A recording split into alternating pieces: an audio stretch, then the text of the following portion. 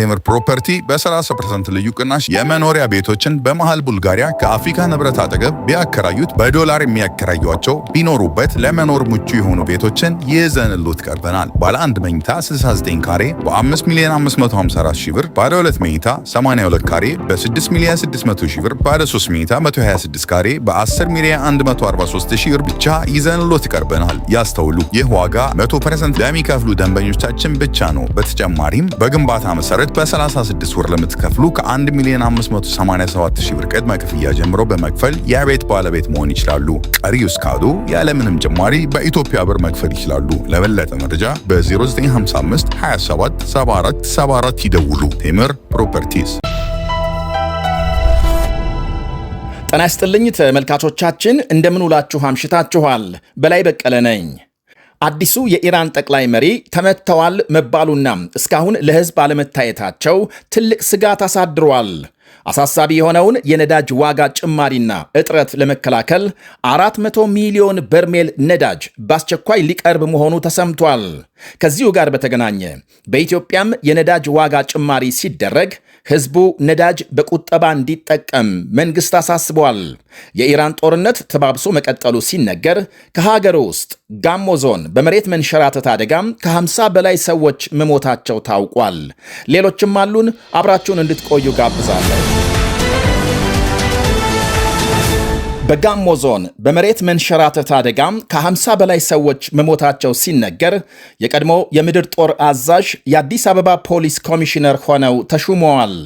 የካቲት 30ና መጋቢት 1 በጋሞ ዞን ከባድ ዝናብ መጣሉን ተከትሎ በተከሰተ የመሬት መንሸራተት እስካሁን 52 ሰዎች መሞታቸው ሲረጋገጥ 50 የሚደርሱ የደረሱበት አልታወቀም ተብሏል።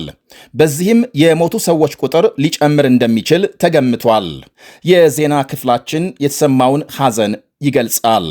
በሌላ የሀገር ውስጥ ዜና የረጅም ጊዜ ወታደራዊ ልምድ አላቸው የሚባሉት የቀድሞ የምድር ጦር አዛዥ ሌተና ጀነራል አስራት ደኔሮ የአዲስ አበባ ፖሊስ ኮሚሽነር ሆነው ዛሬ ተሹመዋል። ለ7 ዓመታት ኮሚሽነር የነበሩትን ጌቱ አርጋውን በመተካት የቀድሞ ኃላፊዎች ለምን እንደተነሱ የተባለ የለም። 2 ምክትል ኮሚሽነሮችም ተሹመዋል።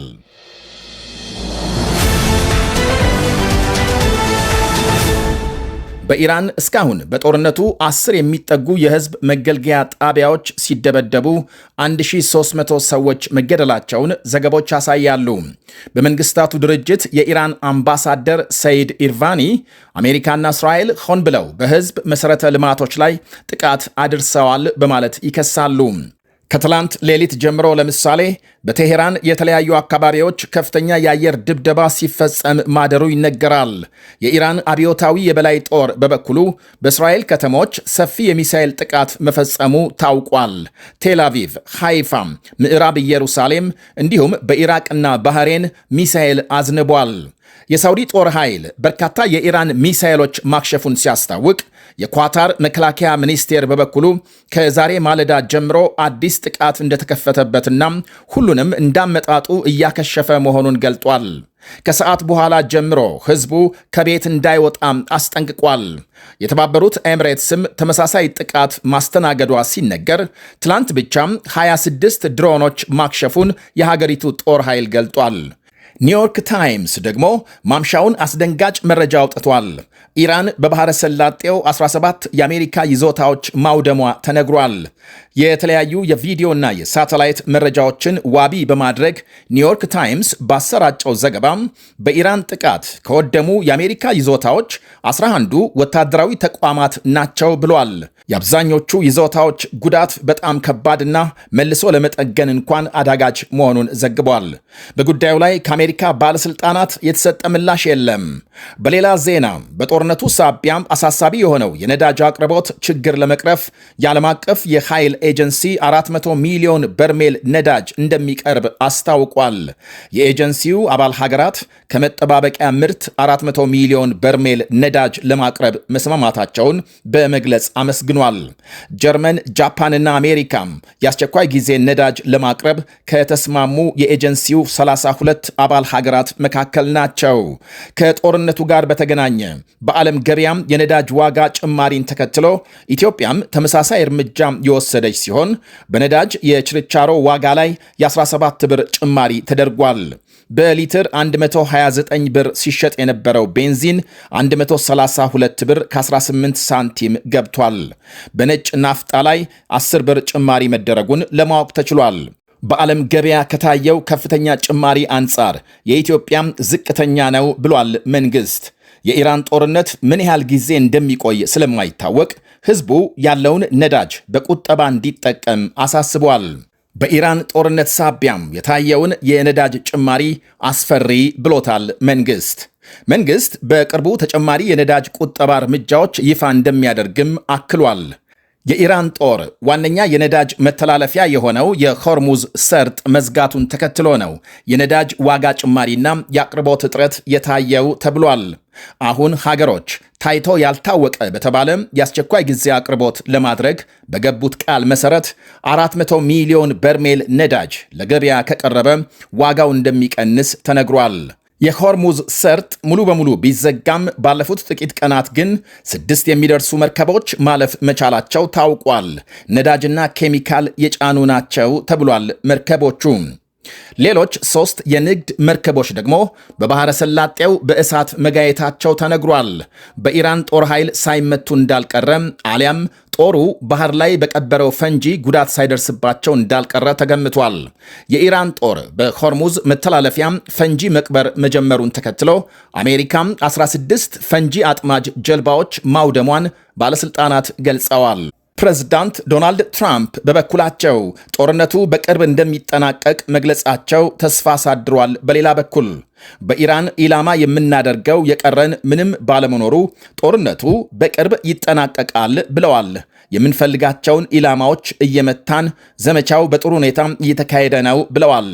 የእስራኤል መከላከያ ሚኒስትር እስራኤል ካትስ በሌላ በኩል በቴል አቪቭ በተካሄደ ግምገማም የኢራን ዘመቻም ሁሉንም ወታደራዊ ግቦች እስከምናሳካ ተጠናክሮ ይቀጥላል ሲሉ ገልጸዋል። የኢራን ሕዝብ አገዛዙን ለማስወገድ የሚያስችል ሁኔታ እስከሚያገኝ ድብደባው ይካሄዳል ብለዋል። የኢራን ፖሊስ አዛዥ ቀደም ሲል በሰጡት መግለጫም የተቃውሞ ሰልፍ ለመውጣት የሚሞክር ዜጋ እንደ ጠላት ተቆጥሮ እንደሚረሸን ማስጠንቀቃቸው ይታወሳል። ይህ በእንዲህ እንዳለ የኢራቅ ብሔራዊ ቴሌቪዥን ጣቢያ በባግዳድ አውሮፕላን ጣቢያ አካባቢ 4 ድሮኖች ተመተው መውደቃቸውን አሁን ምሽቱን በሰበር ዜና ገልጧል። የተባበሩት አረብ ኤምሬትስ ባለስልጣናት በበኩላቸው በአቡዳቢ የቀድሞ አውሮፕላን ማረፊያ የተነሳ ቃጠሎ በቁጥጥር ስር መዋሉን ገልጸዋል። ከኢራን የተወነጨፉ ድሮኖች ተመተው ሲወድቁ በስብርባሪ አማካኝነት እሳት መነሳቱን ጠቅሰዋል።